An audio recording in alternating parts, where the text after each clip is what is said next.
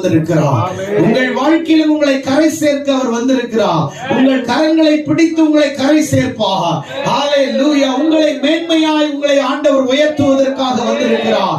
அநேகர் இன்றைக்கு நம்பிக்கையற்றவர்களாய் வந்திருக்கிறீர்கள். அநேகர் நம்பிக்கை இல்லாமல் போராடி கொண்டிருக்கிற உலகத்தில் எனக்கு ஒரு வேலை இல்லையே என்று வேலைக்காய் போராடி கொண்டிருக்கிறீர்கள். அப்படி நான் வேலைக்கு போனாலும் வேலை செய்கிற இடங்களிலே என்னால முழுமையாக சுதந்திரமாக நல்ல முறையில் அல்லது நல்ல ஒரு சிந்தையோடு கூட சமாதானமாய் என்னால வேலை செய்ய முடியவில்லை. வேலை செய்கிற இடத்திலே மற்றவர்களால் போராடி கொண்டிருக்கு.